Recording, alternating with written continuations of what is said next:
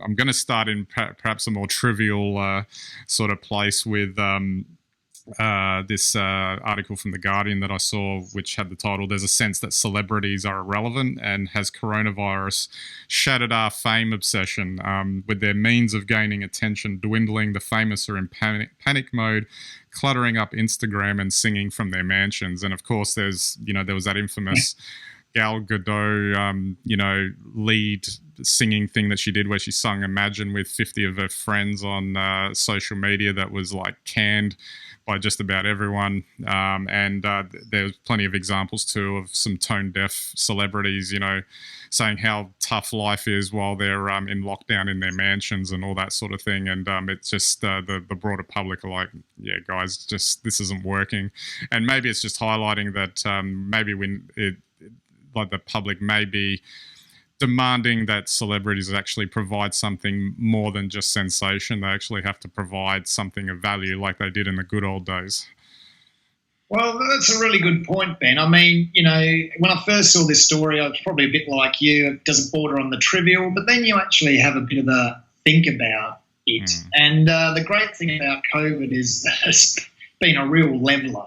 Yeah. So it doesn't matter whether you're rich or poor, you're probably locked up in wherever you live, be that a mansion or a hovel, it makes no difference. And, the whole allure of celebrity has always been, first class and fast, flying all over the world to amazing locations, to do amazing things and have a far better time than anyone else, in the rest of the world, normal world can imagine.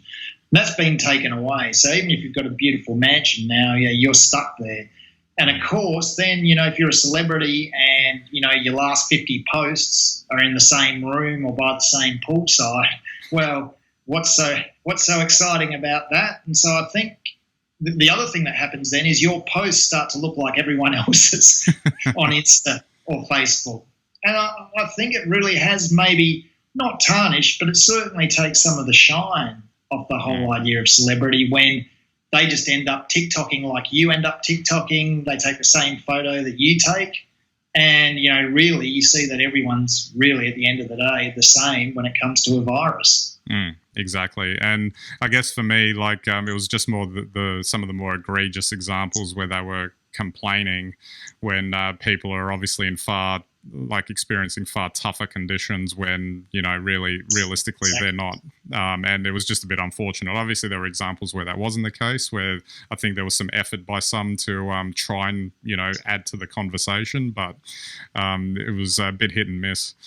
But look, honestly, if your adoring public is sitting there worrying about how they're going to pay the rent or eat or something like that, you complaining that you're stuck by your same poolside for 50 days straight or 100 days straight is hardly like heart-rendering. And I think that's probably maybe the more superfluous celebrities are probably in danger. The ones that have real niche followings. I still think that the uber celebrities will be fine.